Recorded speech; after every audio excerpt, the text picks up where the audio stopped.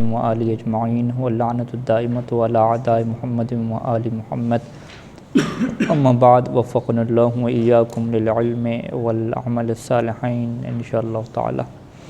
گفتگو ہماری علم صرف میں تھی اور مقدماتی گفتگو جاری تھی، اور آج کی جو گفتگو کا آغاز ہے وہ ثمرہ سے ہے، وثمرتہ یہاں سے جو ہے وہ عبارت ہے۔ وثمرتہ صون اللسان عن الخطأ فی المفردات ومراعاة قانون اللغت فی الکتابت۔ مصنف نے اس کے جو فوائد ہیں، ثمرہ یعنی علم صرف پڑھنے کا کیا فائدہ ہوگا، اس کے جو ہے وہ دو جو ہے وہ فائدے ذکر کیے ہیں۔ علیکم السلام ورحمۃ اللہ۔ پہلا جو فائدہ ہے کہ صون اللسان عن الخطأ فی المفردات، کہ لسان انسان کی محفوظ رہے گی مفردات میں غلطی کرنے سے۔ لسان کے محفوظ ہونے کا کیا مطلب ہوتا ہے، یعنی جب انسان گفتگو کرے گا، لسان یعنی گفتگو جب کرے گا، جب انسان گفتگو کرے گا، بولے گا، پڑھے گا، تو اس وقت جو مفردات ہیں، ٹھیک ہے، ایک ایک جو لفظ ہوتا ہے عربی کا، اسے انسان صحیح پڑھے گا، اس کے اندر کوئی غلطی نہیں کرے گا۔ جیسے فعل امر عنصر ہوتا ہے، تو فعل امر عنصر کو عنصر پڑھے گا، جو ہے وہ عنصر کیا ہے نہیں پڑھے گا۔ عنصر تو کیا ہے وہ پھر فعل مضارع کا صیغہ بن جائے گا، دونوں کے ترجمہ میں کیا رہ جائے گا، فرق رہ جائے گا۔ اچھا، ایک یہ ہو گیا۔ دوسرا کیا ہے کہ وَمُرَاعَاةِ قانون اللغت فی الکتابت، جب وہ بولے گا نہیں لکھے گا، تو لکھتے ہوئے بھی وہ کیا کرے گا جی، جو لغت کا قانون ہے اس کی رعایت کرے گا۔ مراعات رعایت کرنا، رعایت کرنا کیا ہے، پاسداری کرنا، ٹھیک ہے، کسی چیز کو پورا کرنا۔ لغت کا جو قانون ہے یعنی عربی زبان کا جو قانون ہے اس کی رعایت کرے گا کتابت کے دوران۔ وہ کب رعایت انسان کرتا ہے قوانین کی، جب قوانین کو انسان جانتا ہوگا۔ تو لہٰذا جو ہے وہ انسان کی گفتگو بھی غلطی سے پاک ہو جائے گی، اور انسان کی جو کتابت ہے وہ بھی غلطی سے پاک ہو جائے گی، اور اس کا پاک ہونے کا جو پیچھے وجہ بنے گی وہ یہی علم صرف کے اوپر مہارت حاصل کرنا بنے گی۔ اچھا جی، وَاِسْتِمْدَادُهُ، ایک اور نقطہ یہاں پہ مصنف نے اٹھایا کہ اس علم کو آپ کہاں سے لیں گے۔ استمداد یعنی کسی چیز کو طلب کرنا، باب استفعال سے ہے، تو یعنی اس کو کہاں سے کھینچ کے لیں گے، مدہ کا مطلب کھینچنا ہوتا ہے، تو استمداد آپ کیا ہے کہ اس علم کو کہاں سے کھینچ کے نکالیں گے، یعنی اس علم کا آپ کے پاس مصدر کیا ہوگا، کون بندہ ہے جو آپ کو یہ علم بتلائے گا کہ بھئی یہ والا علم ہے، اگر آپ اس کے مطابق چلیں گے تو غلطیاں نہیں ہوں گی۔ کہاں سے، یعنی کوئی کیا اللہ کی طرف سے کوئی علم اترے گا یہ وحی کی صورت میں، یا کوئی اور تاریخ میں بندہ ہے جس کو یہ علم عطا ہوا ہے، ٹھیک ہے۔ تو مصنف کہتے ہیں کہ اس علم کو نکالا جاتا ہے من کلام اللہ تعالی و کلام رسولہ صلی اللہ علیہ وآلہ و کلام العرب، ٹھیک ہے، یعنی علم نحو کے اصول ہوں یا علم صرف کے اصول ہوں، دونوں کے دونوں جو اصول ہیں وہ قدیم عربی زبان سے نکالے جاتے ہیں۔ قدیم عربی زبان میں تین جو ہے وہ چیزیں آتی ہیں۔ پہلے نمبر پہ چیز قرآن مجید آتی ہے، ٹھیک ہے، یعنی علم نحو میں نحوی یا علم صرف میں جو صرفی ہے، جب وہ قانون بنائے گا تو وہ اس کے اوپر دلیل لے کر آئے گا، شاہد لے کر آئے گا قرآن مجید کی آیت سے، کہ دیکھیں قرآن مجید کی آیت میں یہ جو لفظ ہے وہ اس طریقے سے بن گیا۔ مثلاً سورہ قدر میں تنزل الملائکۃ میں تنزلو جو ہے یہ اصل میں کیا تھا جی، تنزلو تھا۔ اب اس نے جب یہ قانون بنایا کہ تا جو ہے وہ گرے گی، اس طرح کے قوانین ہیں، تو وہ اس کے اوپر شاہد لے کر آئے گا بھی کہاں پہ گرے گی، ٹھیک ہے، وہ کہے گا یہ میں گرا رہا ہوں، دیکھو جی میں گرا رہا ہوں، آپ کی بات تو حجت نہیں، آپ تو کچھ بھی گرا دیں، کچھ بھی بنا دیں، ٹھیک ہے۔ یہ دو تائیں اکٹھی ہوں گی باب تفاعل میں، تو ایک تا جو ہے وہ گرے گی، اس نے یہ قانون دے دیا۔ یہ قانون استمداد، یعنی اس نے کہاں سے نکالا یہ قانون، ٹھیک ہے جی، تو وہ اس کے لیے شواہد لے کر آئے گا قرآن مجید کی آیات سے، یا قرآن مجید کی آیات میں اگر چیز نہیں ہے تو پھر اللہ کا رسول صلی اللہ علیہ وآلہ وسلم وہ جس لغت میں گفتگو کرتے تھے ان کی لغت کو لے کر آئے گا، ٹھیک ہے۔ اور ہمارے ہاں کیا ہے، اہل بیت علیہم السلام سے حدیث یہ وارد ہے کہ نحن قوم فصحاء یا نحن قوم بلغاء فاعربوا کلامنا، کہ ہم بھی جو کلام کرتے ہیں وہ فصاحت و بلاغت کے اوپر ہوتا ہے، لہذا تم ہمارے کلام کو کیا ہے بیان کیا کرو۔ تو ہمارا یہ نظریہ ہے کہ اگر رسول خدا صلی اللہ علیہ وآلہ وسلم کے علاوہ ائمہ اہل بیت علیہم السلام میں سے بھی کسی معصوم امام کا خطبہ ہو اور اس کے اندر انہوں نے کسی لفظ کے اندر تا گرائی ہو یا اسے تبدیل کیا ہو یا کوئی خاص طرح کے اعراب دیا ہو تو وہ بھی شاہد بنے گا، ٹھیک ہے، اس کو بھی ہم مانیں گے، ٹھیک ہے۔ اور تیسرے نمبر پہ کیا ہے، کلام عرب آتا ہے۔ کلام عرب سے مراد آج کل کے عرب کا کلام مراد نہیں ہے، بلکہ جو ہے وہ مولا علی علیہ السلام کا جو زمانہ ہے خلافت کا، اس زمانے کے بھی عرب کا کلام، کچھ عربوں کا کلام معتبر ہوگا، کچھ کا معتبر نہیں ہوگا، ٹھیک ہے۔ کلام عرب سے مراد ہوتی ہے کلام میں جاہلیت، یعنی وہ جو رسول خدا صلی اللہ علیہ وآلہ وسلم کا زمانہ ہے، مولا علی علیہ السلام کا کچھ زمانہ ہے کہ جس زمانے میں جو عرب ہیں جو اشعار کہا کرتے تھے، جس طریقے سے وہ گفتگو کرتے تھے، تو وہ والا جو کلام ہے نا وہ معیار بنے گا۔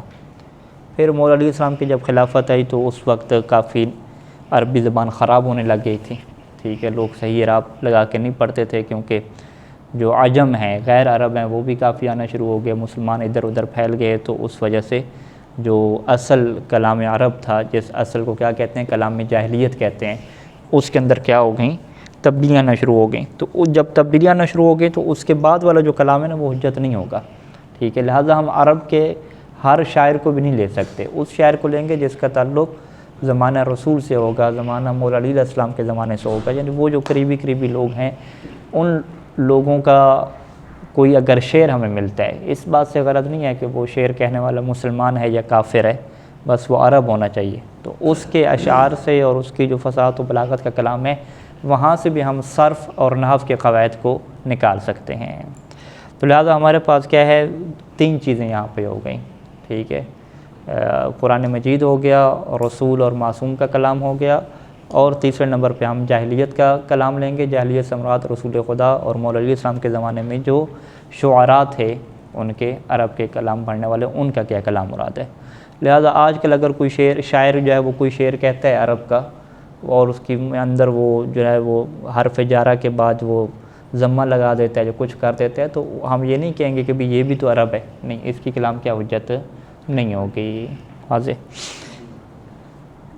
اچھا جی، تیسرے نمبر پہ مصنف نے ایک اور عنوان یہاں پہ مقدمہ میں لکھا کہ حکم شارع فی ہے، کہ شارع کا اس علم کے متعلق کیا حکم ہے، کیا اس کا علم کا سیکھنا جائز ہے، مستحب ہے، مکروہ ہے، کیا حکم ہے؟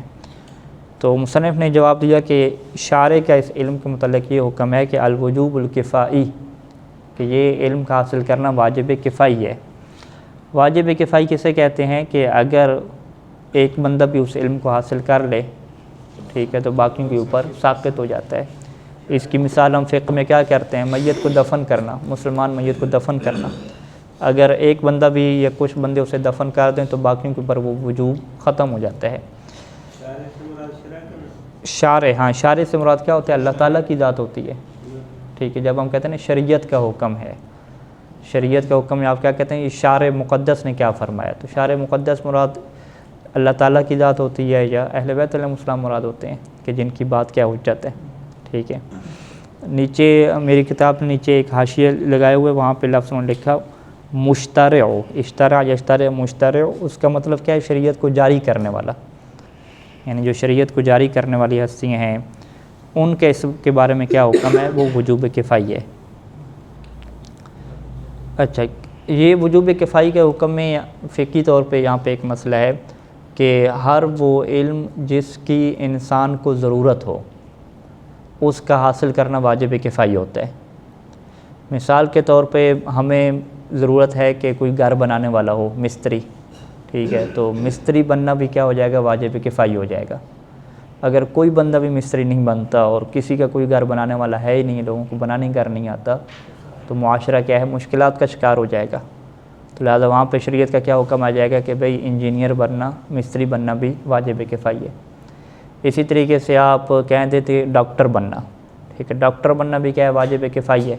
کوئی بھی ڈاکٹر نہ بنے پھر انسان کیا مر رہے ہیں، بیماریاں لگ رہی ہیں، کوئی علاج کرنے والا نہیں ہے، وہ واجب کفائی ہو جائے گا۔ اسی طریقے سے فرض کریں درزی ہے، کپڑے سینے والا علم ہے، یعنی ہر وہ علم جس کی انسان کو ضرورت ہے، انہی علوم میں سے کیا ہے، قرآن اور حدیث کا علم ہے، اس کی بھی انسان کو ضرورت ہے شرعی احکام جاننے کے لیے، شریعت کے مسائل جاننے کے لیے۔ اور وہ احکام تبھی جانے جا سکتے ہیں کہ جب علم صرف اور علم نحو کو انسان جانتا ہو کم از کم، تبھی تو وہ قرآن اور حدیث کا ترجمہ کر سکے گا۔ تو لہٰذا اگر ایک ایسا بندہ ہے کہ جو آپ کو قرآن اور حدیث پڑھ کر سمجھا کر بتلا رہا ہے، تو باقیوں کے اوپر وہ پھر علم کیا ہو جائے گا، ساقط ہو جائے گا۔ اسے ہم کیا کہتے ہیں، فقیہ کہتے ہیں، کہ اگر ایک فقیہ جامع شرائط موجود ہے تو باقیوں کے اوپر فقیہ بننے کا جو وجوب ہے وہ ساقط ہو جائے گا، لیکن اگر کوئی بھی نہیں بن رہا تو پھر سب کے اوپر پڑھنا کیا ہو جائے گا، واجب ہو جائے گا۔ تو علم صرف جو ہے وہ بذات خود واجب نہیں ہے، ٹھیک ہے، علم صرف کیا ہوتا ہے، مقدمہ ہوتا ہے، وہ علم کہ جو قرآن اور حدیث کو پڑھنے کے لیے مقدمہ بنتے ہیں، ان علوم کو کیا کہتے ہیں، علوم عالی کہتے ہیں، اعلیٰ ٹول، اعلیٰ کی انگلش میں لفظ ہے ٹول بہترین ہے، علوم عالیہ۔ تو جتنے بھی علوم عالیہ ہیں ان کا سیکھنا واجب کفائی ہوتا ہے۔ مثلا ہم منطق پڑھ رہے ہیں، اصول پڑھ رہے ہیں، بلاغت پڑھ رہے ہیں، صرف پڑھ رہے ہیں، نحو پڑھ رہے ہیں، ان کے پڑھنے کا ہمارا مقصد کیا ہے، قرآن اور حدیث کو سمجھنا، تو لہٰذا یہ ہمارے لیے کیا ہے، ٹولز اور اوزار کا کردار کیا ادا کرتے ہیں۔ تو ٹولز کا سیکھنا، اوزار کو فراہم کرنا، یہ بھی کیا ہوتا ہے، واجب کفائی ہوتا ہے، جب مقصد کیا ہو، وہ قرآن اور حدیث تک پہنچنا ہو۔ تو لہٰذا جو ہے وہ علم صرف کا حاصل کرنا واجب کفائی اس اعتبار سے ہے چونکہ یہ علوم عالیہ میں سے ہے، قرآن اور حدیث کو سمجھنے کے مقدماتی علوم میں سے ہے، تو اس لیے یہ اس کا حاصل کرنا واجب کفائی ہے۔ اچھا جی، ایک اور لفظ مصنف یہاں پہ ابنیہ کا استعمال کر رہے ہیں، جو پیچھے گزرا تھا اس کی مصنف یہاں پہ خود وضاحت کر رہے ہیں کہ ابنیہ کا لفظ کیا ہے۔ کہتے ہیں کہ جی ابنیہ کا لفظ بنا کی جو ہے وہ جمع ہے، ٹھیک ہے جی۔ بنا کا لفظ اگر آپ عربی میں استعمال کریں تو بنا عمارت کے لیے استعمال ہوتا ہے، ٹھیک ہے جی، لیکن علم صرف میں اس سے مراد کیا ہوتی ہے، اس سے مراد کیا ہوتی ہے، وَهِيَ هَيْئَةُ الْكَلِمَةِ الْمَلْحُوظَةِ مِنْ حَرْكَةٍ وَسُكُونٍ وَعَدَدِ حُرُوفٍ وَتَرْتِيبٍ، یہ پوری تعریف ہے اس کی، ٹھیک ہے، کلمہ تک۔ اس سے مراد کیا ہوتی ہے، کلمہ کی حیت ہوتی ہے۔ حیت کا مطلب کیا ہوتا ہے اردو میں، ڈھانچہ، ٹھیک ہے، ٹھیک ہے، شکل و صورت بھی ترجمہ کر سکتے ہیں، ڈھانچہ اس کا زیادہ مناسب ہے۔ ایک کلمہ کا جو ڈھانچہ ہے اس کو کیا کہتے ہیں، حیت کہتے ہیں۔ اچھا، یہ جو کلمہ کا ڈھانچہ ہے حیت الکلمہ، اس کو کس لحاظ سے آپ دیکھ رہے ہیں کہ کلمہ کے ڈھانچے مثلا کیا چیز دیکھ رہے ہیں؟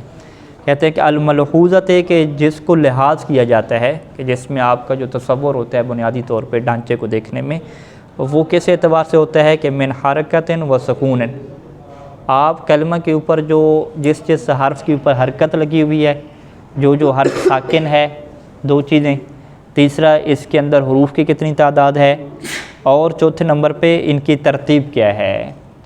تو یہ چار چیزوں کو جب آپ دیکھ رہے ہوتے ہیں تو آپ گویا کہ ایک کلمہ کی بنا کو کیا دیکھ رہے ہیں۔ مثلا اضرب میں آپ پہلے نمبر پہ جو ہے وہ اس کی حرکت کو دیکھ رہے ہیں، پھر دیکھ رہے ہیں کہ حمزہ وصل اس کا شروع میں آیا ہوا ہے، آخر اس کا ساکن ہے، تو یہ جو پوری کی پوری بنے گی اس کو کیا کہتے ہیں، حیت کہتے ہیں۔ حیت میں ایک اور لفظ استعمال ہوتا ہے اگلی کتابوں میں، علم اصول فقہ وغیرہ میں، حیت کا جب لفظ استعمال ہو تو اس سے مراد وزن بھی ہوتا ہے۔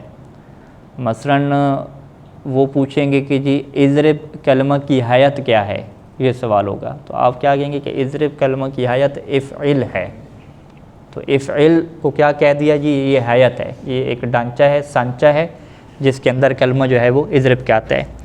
لیکن ابھی جو مصنف نے جو چیز یہاں پہ بیان کی ہے اس کے اندر خود جو حروف کی تعداد ہے اس کو بھی کیا لے کر آگے، کہ خود جو حروف کی تعداد ہے، ترتیب ہے، اس کو بھی کیا دیکھیں گے۔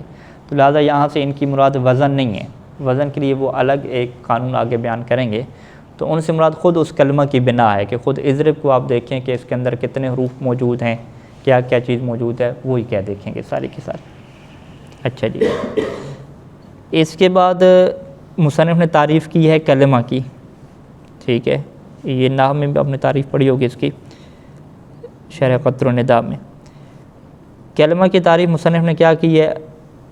لفظ، کہ کلمہ لفظ ہے، مفرد، لفظ بھی کیا ہے؟ مفرد ہے، وضعہ الواضح، واضح نے اسے وضع کیا ہے، لیدل علی معنی، تاکہ یہ معنی کے اوپر دلالت کرے، ٹھیک ہے۔ ابن ہشام نے کیا تعریف کی کلمہ کی؟ قول مفرد، شارٹ کٹ اپنا دیا نا، ٹھیک ہے۔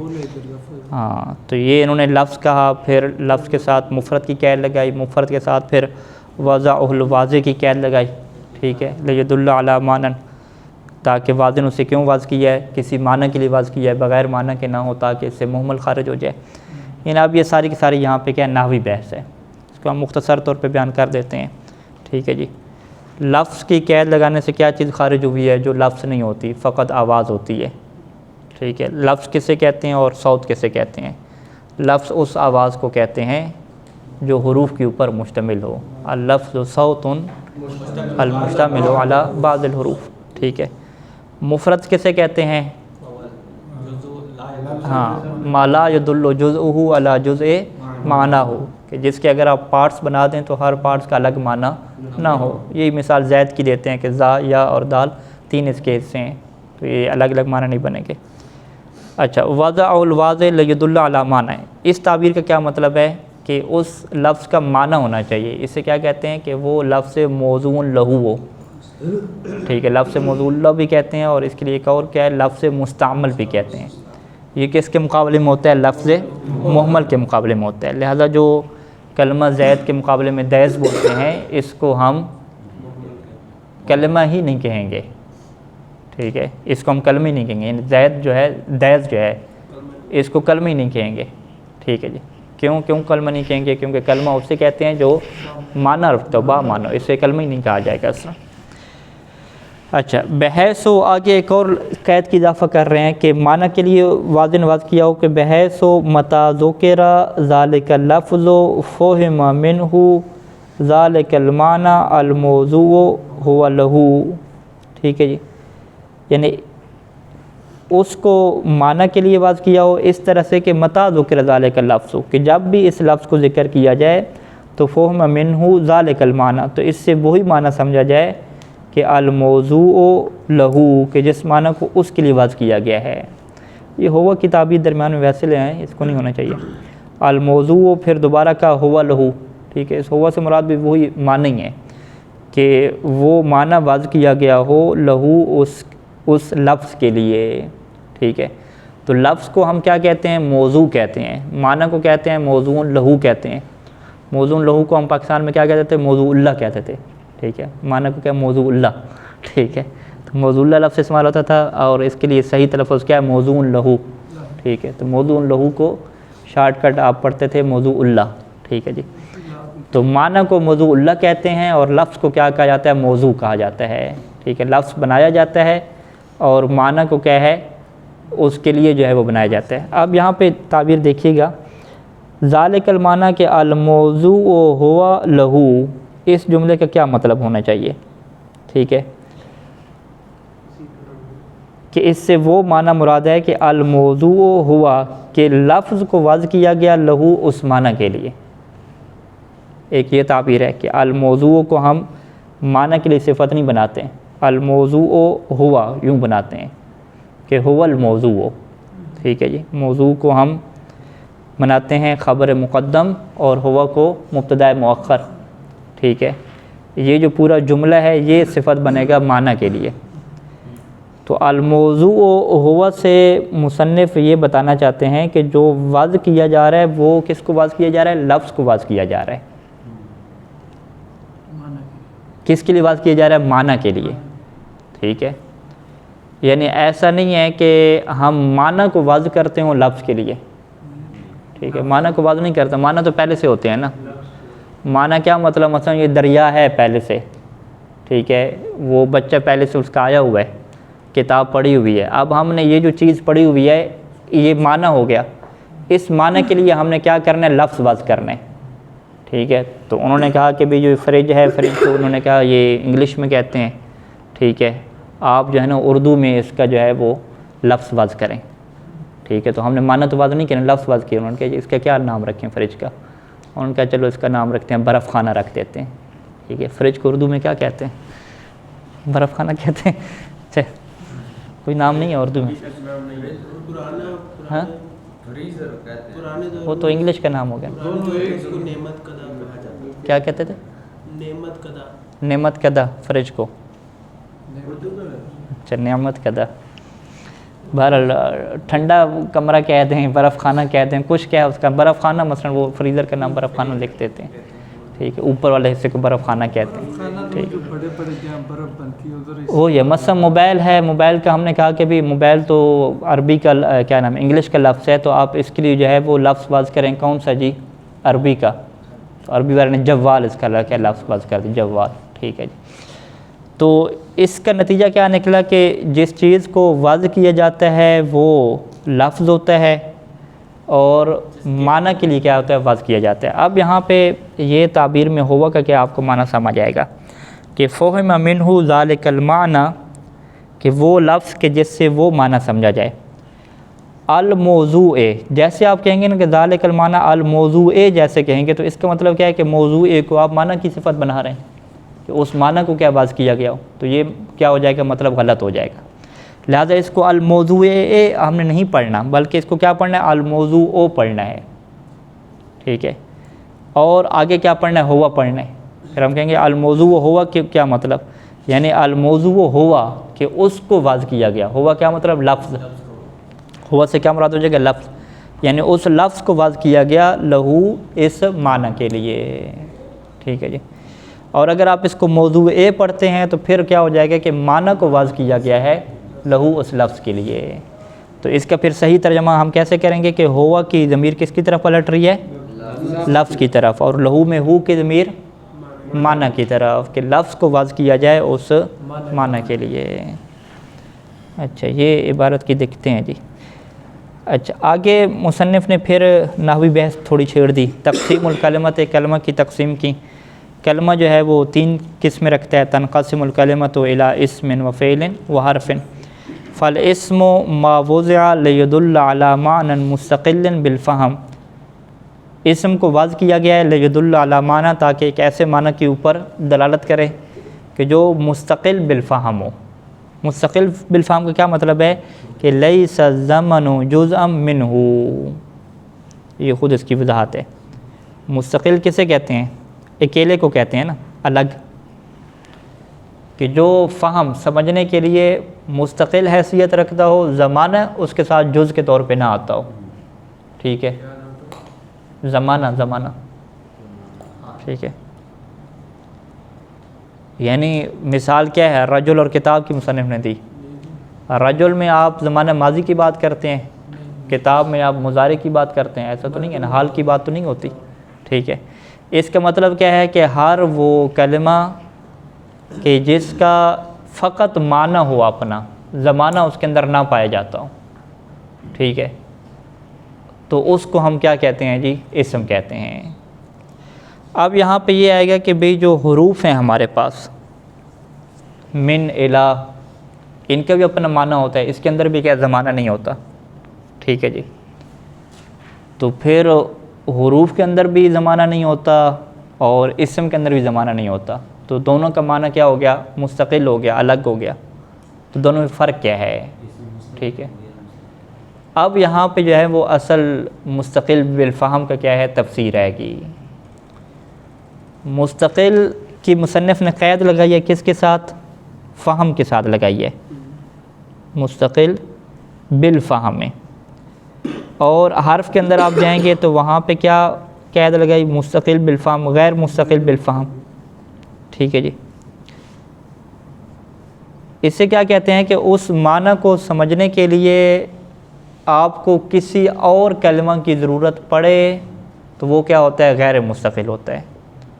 اور اگر معنی کو سمجھنے کے لیے کسی اور کلمہ کی ضرورت نہ پڑے تو وہ کیا ہوتا ہے؟ مستقل ہوتا ہے، ٹھیک ہے. لہٰذا جب یہ سوال ہوگا کہ مستقل بالفہم سے کیا مراد ہے، تو ہم کیا کہیں گے؟ اذا کان فہم المعنی لا یحتاج الی کلمۃ اخری فیقال ھذا مستقل بالفہم، اور غیر مستقل میں کیا کہیں گے؟ یحتاج، فہم المعنی یحتاج الی کلمۃ اخری، ٹھیک ہے جی۔ اچھا، اب یہاں پہ مثال کے طور پر آپ کہتے ہیں بھی حل جو لفظ ہے، حل، یہ اس کا مطلب کیا ہے؟ من کا مطلب کیا سے ہے، تو ہم کیا کہیں گے بھی ہمیں معنی تو سمجھ آ گیا کیا اور سے، ہم کہتے ہیں نہیں، یہ آپ کو معنی سمجھ نہیں آیا۔ کیوں؟ کیونکہ معنی سے مراد کیا ہے؟ معنی مقصود۔ کس کا معنی مقصود؟ جو بولنے والا ہے، بولنے والے کا اس لفظ بولنے سے کیا مقصود ہے، تو اس کا جو مقصود اور اس کی جو مراد ہے وہ تبھی پوری ہوگی کہ جب وہ کچھ لفظ بولے گا۔ سے مثلا جیسے وہ کیا کہے گا؟ من الکوفہ کہے گا، تو پھر آپ کو پتہ چلے گا کہ یہاں پہ وہ سے مراد کیا لے رہا ہے کہ ہاں کوفہ سے کچھ اس نے کیا ہے، ٹھیک ہے، سر تو من الکوفہ مثلا وہ کیا کہ میں کوفہ سے چلنا شروع کیا، تو پھر سے وہاں پہ کیا ہوگا؟ واضح ہوگا۔ مثلا وہ کیا کہہ رہا ہے، تو کیا آپ کہتے ہیں کیا کوئی بندہ کیا بول رہا ہو، تو آپ اس سے پوچھتے ہیں کہ کیا کہہ رہے ہو بھائی، ٹھیک ہے، تو وہ آگے کیا کے بعد کیا ہے؟ پورا جملہ بولے گا کہ آج جو ہے وہ کیا پکا ہے، ٹھیک ہے، تب اس کیا کا معنی کیا ہوگا؟ واضح ہوگا۔ اس سے کیا کہتے ہیں کہ من اپنا معنی سے ادا کرنے کے لیے اور حل اپنا معنی کیا ادا کرنے کے لیے پورے جملے کا کیا محتاج ہے، اور کلمہ اس کے ساتھ آئے گا تب اس کا معنی کیا ہے؟ اگلے کو سمجھ آئے گا۔ جبکہ اگر وہ کہتا ہے کہ شمس رجل کتاب، ٹھیک ہے، تو اس کا معنی کیا ہے؟ سمجھ آ جائے گا اگلے کو، اگلے کہ کتاب، ٹھیک ہے جی، کتاب کا مطلب کتاب ہوتے ہیں، ٹھیک ہے۔ اچھا جی، یہ مستقل ہے، تو لہذا اسم کے اندر کیا ہے؟ دو چیزیں ہیں۔ اسم کے اندر پہلی چیز کیا ہے؟ مستقل بالفہم کی ہے، اور دوسری چیز اس کے اندر کیا ہے کہ معنی کے اندر زمانہ کیا ہے؟ جز کے طور پہ نہیں ہوتا۔ اور فعل کے اندر بھی کیا ہے؟ مستقل بالفہم ہے، لیکن مستقل بالفہم ہونے کے ساتھ ساتھ دوسری جو چیز ہے کہ زمانہ اس کے اندر جز کے طور پہ ہوتا ہے۔ والفعل ما وضع لیدل علی معنی مستقل بالفہم وزمن جزء منہ مثل کتب ویقرأ واحفظ۔ تین مثالیں کیوں دی ہیں؟ کتب فعل ماضی کی، یقرأ فعل مضارع کی، اور احفظ فعل امر کی مثال دی ہے، تو تینوں کیا مثالیں آ گئیں۔ اچھا، حرف کی تعریف ما وضع لیدل علی معنی غیر مستقل بالفہم، علی معنی غیر مستقل بالفہم، جیسے حل ہے، فی ہے، اور لم ہے۔ ولا دخل لہ ہنا کما مر، اس جملے کے کیا مطلب ہے؟ ولا دخل کوئی لینا دینا نہیں ہے، لہو حرف کا، ہنا کہاں پہ؟ علم صرف میں، علم صرف میں حرف کا کوئی لینا دینا نہیں ہے، جیسا کہ یہ بات گزر چکی ہے۔ علم صرف کے جب موضوع بیان کیا تھا تو ہم نے کیا کہا تھا کہ اسماء متمکنہ اور افعال متصرفہ اس کا موضوع ہے، لہذا حروف کا علم صرف سے لینا دینا ہی نہیں ہے۔ اچھا، اس کے بعد مصنف اسم کی کچھ علامات بیان کر رہے ہیں۔ وہ یختص الاسم بقبول حرف الجر، اسم مختص ہے کہ حرف جر کو یہ قبول کرتا ہے، وہ الف لام کو قبول کرتا ہے، وہ بلہو کے تنوین لہو، اس کے آخر میں کیا ہے؟ تنوین آ سکتی ہے، وہ بالاضافت یہ مضاف ہو سکتا ہے، وہ بالاسناد الیہ اس کی طرف اسناد ہو سکتی ہے، یعنی یہ مسند الیہ واقعہ ہو سکتا ہے، ٹھیک ہے۔ مسند الیہ کیا ہوتا ہے؟ مبتدا، یعنی ٹھیک ہے، مبتدا ہو گیا، فاعل ہو گیا، اسے مسند الیہ کہتے ہیں۔ مسند الیہ یعنی جس کے بارے میں بات کی جائے۔ اسناد الیہ کو مصنف ابن شام نے قطر میں کیا تعبیر کریں گے؟ والحدیث عنہ، کہ جس کے بارے میں بات کی جا سکے۔ اور پانچویں چیز کیا ہے؟ ندا، کہ اسم کو آپ پکار سکتے ہیں، ندا دے سکتے ہیں۔ یہاں پہ مصنف نے مثال دی ہے الحمدللہ منشئ الخلق من عدم، کہ حمد ہے اس اللہ کے لیے کہ جس نے خلق کو ایجاد کیا، یعنی مخلوق کو بنایا، من عدم، عدم سے، جب بالکل کچھ بھی نہیں تھا تو اس نے مخلوق کو کیا ایجاد کیا۔ اس مثال میں اسم کون کون سے ہیں؟ مثلا ہم کہیں گے کہ الحمد جو یہاں پہ کلمہ ہے یہ اسم ہے، اور ہم اس کے اوپر کیا علامت بتائیں گے؟ الف لام داخل ہوئی ہے۔ للہ ہے کہ اسم ہونے کے اوپر ہمارے پاس دو علامتیں ہیں، ایک لام حرف جارہ بھی ہے اور ایک الف لام بھی ہے، ٹھیک ہے۔ منشئ الخلق، منشئ یہ انشاء ینشئ سے منشئ اس میں فاعل ہے، اس کی یہاں پہ علامت کیا ہے جی؟ اسم بننے کی ہم کہیں گے کہ اضافت اس کی علامت ہے، کیونکہ یہ مضاف ہو رہا ہے منشئ الخلق۔ الخلقہ، منشئ الخلقہ، یہ خلقے پڑھیں گے تو پھر مضاف ہو رہا ہے نا، منشئ الخلقہ پڑھیں گے تو پھر تو مضاف نہیں ہو رہا، ٹھیک ہے جی۔ تو یہاں پہ ہمارے پاس اعراب میں کیا لگا ہوا ہے؟ منشیہ الخلقہ رکھا ہوا ہے، تو منشیہ الخلقے ایسے پڑھتے ہیں، مضاف کر کے پڑھتے ہیں۔ تو یہ اضافت کی کیا یہاں پہ آ جائے گی مثال، الخلقہ میں الف لام وہی آ گئی الخلقے میں۔ من جو ہے وہ حرف جارہ ہے، اس کے اوپر کوئی علامت یہاں پہ من لگی ہوئی نظر نہیں آ رہی، ٹھیک ہے، تو لہٰذا اس کو ہم اسم نہیں کہیں گے۔ اور آدمن، من آدمن، اس کے اوپر کیا آ جائے گی؟ تنوین آ جائے گی، ٹھیک ہے۔ تو یہاں پہ ساری علامتیں ہو گئی یا نہیں ہو گئیں؟ ٹھیک ہے، اسناد اور ندا والی کیا رہ گئی ہیں، ٹھیک ہے جی، وہ ابھی اگلی مثال میں قرآن مجید میں آ جائیں۔ یا ابراہیم قد صدقت الرؤیا، ٹھیک ہے، یا ابراہیموں میں یا تو حرف ندا ہو گیا، اس کے اوپر کوئی علامت نہیں ہے۔ ابراہیموں کے اسم ہونے کی کیا دلیل ہے؟ کہ اس کے اوپر ندا واقع ہوئی ہے، ٹھیک ہے، جس سے پکارا گیا ہے۔ اور قد صدقت الرؤیا میں قد بھی حرف ہے، اس کے اوپر کوئی علامت نہیں ہے۔ صدقت الرؤیا میں، صدقت میں جو حرف تا ہے، صدقتا، اسے ہم کیا کہتے ہیں؟ اسم کہتے ہیں۔ صدقت خود فعل ہے، لیکن اس کے اندر جو تا ہے نا، یہ تا کیا اسم ہے۔ اس اسم کے اوپر کون سی علامت ہے؟ ٹھیک ہے، صدقت الرؤیا میں، ہاں جی، کون سی علامت ہے؟ صدقت میں تا کے اسم کی علامت کیا ہے؟ اسناد الیہ، کہ اس کی طرف نسبت دی گئی ہے۔ کس کی نسبت دی گئی ہے؟ تصدیق کی، یعنی تا جو ہے انتا جو معنی میں ہے، اس کے بارے میں گفتگو کی گئی ہے، چونکہ اس کے بارے میں گفتگو کی گئی ہے لہٰذا یہ تا کیا بنے گی؟ اسم بن جائے گا، ٹھیک ہے، مسندہ بن جائے گی۔ اور ابن ہشام نے کہا ہے کہ ہمارے پاس عربی زبان میں تا کی علامت کوئی بھی نہیں بن سکتی سوائے یہ مسندہ والی یعنی الحدیث وانو، اس کے بارے میں ہم گفتگو کریں گے۔ اور اسی کو مصنف نے انفع العلامات قرار دیا ہے، کہ جہاں پہ سب علامتیں فیل ہو جاتی ہیں وہاں پہ جو فائدہ دیتی ہے وہ اسناد والی علامت فائدہ دیتی ہے، کیونکہ یہ جو تا ہے اس کے اوپر نہ تنوین لگا سکتے ہیں، مبنی ہے نا، تا یہ مبنی ہے، نہ اس کے اوپر تنوین آ سکتی ہے، نہ الف لام آ سکتی ہے، کچھ بھی نہیں آ سکتی، اضافت وغیرہ کچھ بھی نہیں ہو سکتا، فقط ایک ہی علامت بچتی ہے اسناد والی، وہی اس کے اوپر ہے۔ اور رؤیا کے اوپر جو علامت ہے ہمارے پاس وہی الف لام ہے، ٹھیک ہے جی، واضح۔ وَيَخْتَصُّ الْفِعْلُ، اور فعل مختص ہوتا ہے بقبول قد، کہ یہ قد کو قبول کرتا ہے، سین کو، سوفہ کو، اور نواسب کو، ٹھیک ہے جی، نواسب یعنی حرف ناصب اس کے اوپر داخل ہوتے ہیں، جوازم کو۔ وَبِلْحُوقِ تاء الفاعل، تاء فاعل اس کے ساتھ ملحق ہوتی ہے، جیسے اوپر مثال دی صدقتا کی، ٹھیک ہے جی۔ تاء تانی سے ساکنہ ہوتی ہے، تاء تانی سے ساکنہ، ضربت جیسے ہے۔ نون تاکید لگتی ہے، یا مخاطبہ اس کے ساتھ لگتی ہے، جیسے تضربینہ میں ہے، اضربی میں ہے۔ اب اس کی کیا ساری مثالیں دی ہیں۔ قد افلح من تزکا، مثلا افلح کے فعل ہونے کی کیا علامت ہے؟ قد کیا داخل ہوا ہے؟ تزکا کے قد افلح من تزکا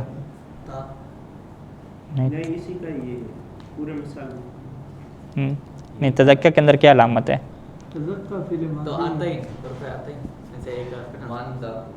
ہاں، فی الحال اس کے اندر کوئی علامت نہیں ہے، تزکا کے اندر فی الحال علامت ہے، لیکن ہم کیا کہیں گے کہ اس کے اندر یہ صلاحیت ہے کہ اس کے اوپر علامت لگ سکتی ہے، ٹھیک ہے، یعنی ہر وہ فعل جس کے اندر یہ صلاحیت ہو کہ کوئی اس کے اوپر لگ سکے۔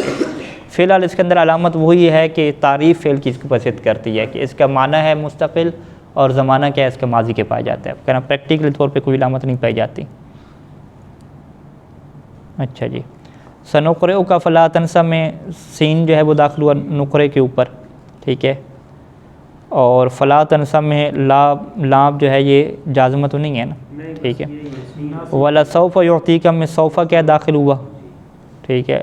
لن تنالوا البر میں لن جو ہے وہ حرف ناصب داخل ہوا تنالو کے اوپر، ٹھیک ہے۔ حتی تنفقوا مما تحبون، لم یلد ولم یولد میں یہ حرف جازم کی مثال ہوگی۔ ربنا وسعت کل شیء رحمتا وعلما، ٹھیک ہے۔ وسعت، ہاں ٹھیک ہے، ربنا وسعت کل شیء، اے اللہ تو ہر چیز کو لیے واسع ہے، یعنی ہر چیز کو تو اپنی رحمت اور علم کے اعتبار سے کیا ہے پھیلا ہوا ہے۔ وسعت میں کیا ہے تاء فاعل داخل ہوئی ہے۔ قالت ان ابی یدعوک لیجزیک اجر ما سقیت لنا، یہاں پہ قالت میں کیا ہے تاء تانیث ساکنہ داخل ہوئی ہے۔ اور لیسجنن ولیکون من الصاغرین، یسجنن میں جو ہے وہ نون تاکید داخل ہوئی ہے۔ اور یا ایتھا النفس المطمئنہ، ارجع الی ربک راضیۃ مرضیہ میں کیا شاید مثال ہے ارجعی میں ہے کہ ارجعی میں کیا ہے مخاطبہ داخل ہوئے. تو یہ جتنی آیات ہیں اس کا جو پہلے شروع میں فعل آ رہے ہیں وہ علامت کے طور پر مصنف نے پیش کی ہیں. تو یہاں پہ ایک اور نقطہ بھی واضح ہے کہ جو مصنف نے فعل کی علامات بیان کی ہیں ان کا پریکٹیکل بالفعل ہونا ضروری نہیں ہے، بلکہ ہم یہ کہیں کہ فعل کے اندر یہ صلاحیت ہے کہ اس کے اندر یہ علامت لگ سکتی ہے، ہو سکتی ہے. اچھا، وَيَخْتَصُّ الْحَرْفُ، حرف خاص ہے کون سی علامت کے ساتھ کہ بعدم قبول شیء من خصائص الاسم والفعل، کہ یہ قبول نہیں کرتا اسم اور فعل کی علامات میں سے، خصائص میں سے کسی چیز کو قبول نہیں کرتا. اس سے ہم کیا کہتے ہیں کہ اسم اور فعل کی جو علامت ہے وہ علامت وجودی ہے، اور جو حرف کی علامت ہے وہ علامت عدمی ہے. یعنی حرف کی علامت نہ ہونے سے بیان کرتے ہیں اور اس کی علامت ہونے سے بیان کرتے ہیں. یعنی اگر کوئی پوچھے میں حرف کی علامت کون سی ہے، آپ سوچتے رہیں گے پتہ نہیں حرف کی علامت کون سی ہے. فعل کی تو چلو بیان کی 5-6، اسم کی 4-5 بیان کر دیں، حرف کی کون سی ہے؟ آپ سیدھا کہیں گے بھی حرف کی علامت ہے ہی نہیں. بھی حرف کی علامت ہے نہیں تو پھر سیدھا کہیں نا حرف کی علامت نہیں ہے. ٹھیک ہے، آپ کیوں کہہ رہے ہیں حرف کی علامت ہوتی ہے؟ ہم کہتے ہیں نہیں، ہم اس کو ایک اور اینگل سے دیکھتے ہیں کہ حرف کی علامت ہوتی ہے کہ مطلب کیا ہوتا ہے کہ حرف کی علامت عدمی ہے، نہ ہونا ہے، کہ جب بھی اس کے اندر اسم اور فعل کی کوئی علامت نہ آ سکے تو اسے ہم کہتے ہیں حرف کہتے ہیں. تو لہٰذا اس کو علامت ہونا کہتے ہیں، علامت نہ ہونا نہیں کہتے. حرف کی علامت ہے، کون سی علامت ہے؟ عدمی علامت ہے. اچھا، یہاں تک جو ہے وہ مقدمے کا ایک حصہ ختم ہوا، اور جو اگلی جو بحث ہے میزان صرفی کی، انشاءاللہ پھر اگلے درس میں